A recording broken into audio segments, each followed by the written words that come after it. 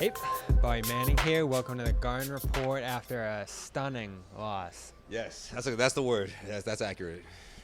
Honestly, that might understate it because this is one of those ones that could go down with Game 6, 2012. Or, Game 6, Game 7, 2012. Yep. Game 6, Game 7, Lakers series, 2010. 2010, yeah. 2018 going up 3-2 on the Heat. Now, this is a Game 5, a little bit different circumstances, tiebreaker. Celtics still have a pretty good chance to even this series, but 3-point loss here, 14-point fourth quarter collapse, and really up 11 with 1 minute left in the third there. Several opportunities where they're starting to pull away with this game. Tatum had just hit a three-point play in transition. Pritchard hit a little turnaround in the lane. Looked like the Celtics were in full control at that point. I believe the score was 94-79.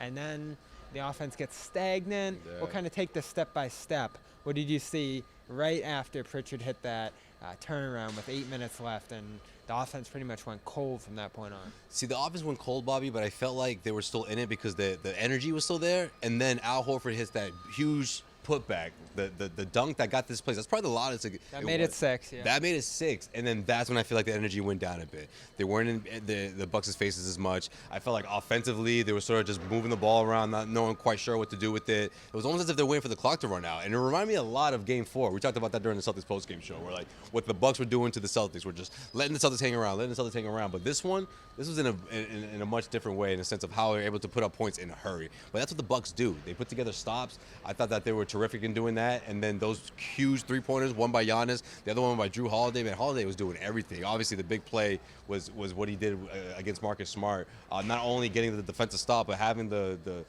wherewithal to get the ball, throw it off Marcus, get the ball back, and then that's when really you could feel the pressure in here, or at least the energy start to go down as the fans were like, wait a minute. This thing's going to get scary. And then Giannis to miss the second free throw, which obviously wasn't intentional, but man, Bobby Portis is there to put that back, and the Celtics just didn't do themselves any favors in that regard. But at the end of the day, the way Ime was talking, the way Marcus was talking, you got to credit the Milwaukee Bucks. I mean, sure, the Celtics made a bunch of mistakes here, but man, the champion Bucks showed why they're the champs, so that they've been in this situation before, and they knew the outcome. They knew the result was being down in the series, having to go up against this tough team and win 2 in a row, and now that's what the Celtics have to do. Yeah, I give a lot of credit to the Bucks. Give a lot of credit to Giannis, 40 points in 40 minutes. Yeah. But the breakdowns throughout, the shot selection, jump shots over, getting to the interior, which is what sent the Celtics on that big run in the third quarter. Brown and Tatum following their own missed shots in there. Brown getting to his spots. He was hitting jumpers late in the third, but also finding other guys, running good offense. No one could take over the offense in the fourth and get them some easy looks. Smart particularly had a disastrous fourth quarter. Turns the ball over on that leak out that got Giannis the three. After an offensive rebound on that play by Wes Matthews on the initial look from Portis. So offensive rebound number 1 that killed them. Second play, Celtics get stopped again. I believe Portis had just missed a layup in transition there. So then they get to Portis in transition again. He kind of hesitates, waits for Holiday to trail, and he hits a 3 there that ties the game at that point. And then Tatum actually gets a good downhill look there to get 2 free throws. And then Bucks go down the other way. Giannis gets on Grant in the post. Horford comes help side, and Grant ends up fouling him. So Giannis goes to the free throw line for 2. Coming in this game, 60% from the free throw line in the series. 2 of 17 into this game in three-point range, to mention that 3 again. But 60% at the line.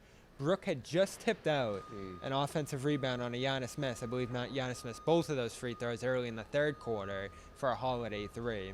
He did the same thing late in Game 4 when the Bucks were shooting ahead by 10 in the third quarter. Right, yeah. And Ime was furious after that Brook tip out in the third. It was almost like we watched this on film. Right. We should have been ready for this. Over this, exactly. Yeah. It had that vibe to it, especially with how heated he was. That was the most mad I've seen him in the postseason. Yeah. So last play comes. Giannis hits the first, makes it a 1-point game.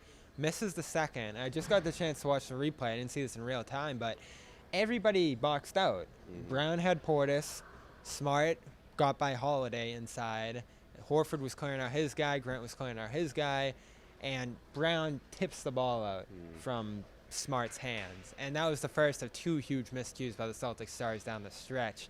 But it's just unfathomable that they had actually called timeout right before Giannis shot the free throws. Yeah. I'm sure went over what they were looking for there, and Porter still got it. Yeah, I mean, look, that's just that's what he does, right? He's that guy that comes off the bench, works. He came hard. alive late. He came alive late, and that's exactly been his identity for this team, to come up big late, whether it's a big 3-point shot, whether it's a big rebound, and that's exactly what happened here. I just think the Celtics shouldn't have been in that situation to begin with. I thought they're very lethargic throughout the course of the fourth quarter. I thought they felt like that cushion was way larger than it was, and obviously the Bucks made them pay. Man, 14-point lead in the fourth quarter. I mean, you don't see that very often. You know, you mentioned some memorable, devastating losses in the postseason, but man, some of those teams were better, in my opinion, compared to a team like the Bucks right now. Which, of course, that's not to discredit the Bucks, but also you look at the situation that they were in, the Celtics were in, and we're talking what, 3, maybe 2 consecutive stops, and you win this one. The Celtics just couldn't do it.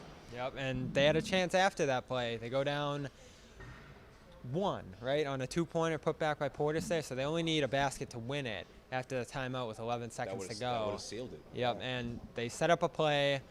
A lot of confusion over what was supposed to happen. You watch it, Tatum's in the left corner, Brown's standing there right in front of Derek White, the inbounder. Horford comes along the screen for Tatum, and Smart did indicate after that the play was for Tatum.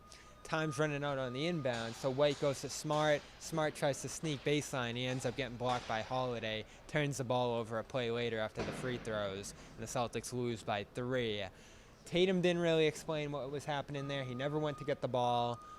Ime never got asked about it, I guess. I wasn't in the Ime presser, but ton of confusion. Yeah. Jayson says there was miscommunication. Report asked what was the miscommunication, and he just sort of brushed off the question. Feels like it was on Tatum. Yeah, I agree with that, especially because it was Marcus who brought it up. I know during the Celtics postgame show I said it was Jalen, but yeah, it was Jayson, and I'm surprised by that, honestly. Maybe that's something Doesn't make much sense. Maybe that's something that they discussed. Maybe beforehand they said, look, you don't have to go out there and take the blame or whatever, but I'm just surprised that he would make that sort of mistake. But then again, there could have been miscommunication.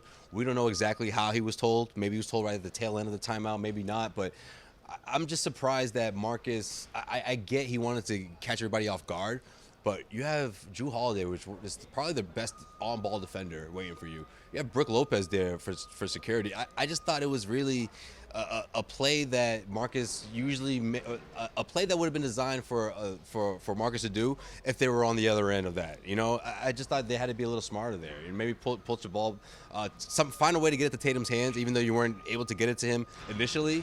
But I'm a little surprised that Marcus took it upon himself to do that when you consider, who Jrue Holiday is and how this Bucks team can put together stops in a hurry. You know. Yeah, you want to keep the ball away from him. Smart play by Holiday. Bud said after, Holiday's a winner. Ask anyone in the league. He's just a winner, and those are the kind of plays he makes everywhere defensively in this game. He was crucial. Key baskets as well, the game tire. Giannis, ton of credit to him. We'll get to all the Bucks credit in the end, but did ask Bobby Portis about the rebound play because, again, I'm fascinated by those. The Bucks did it all last season. Not as much this season because Giannis has shot better at the line, but this is how he sort of explained his process on a play like that. On those Giannis free throw misses, I know you got the last one there. Brooke got one earlier in the game and one in game 4 as well. Are those something you kind of watch on film to see where they bounce? Like, you talk about, where to be on those plays? Like, what kind of sets up as many of those as you guys grab? So last season, came off the bench for the Bucks and Giannis, Chris, and Jrue. They get the majority of the play call. They get the majority of the shots. So I had to figure out ways where I can, get the ball and, essentially be a garbage man sometimes down the floor, crashing the corners and things like that to give myself opportunity to get the ball and get a stick back. So I had Sid, one of our videographers. She sent me all the, game tapes of, their free throws and where they miss at the most and things like that.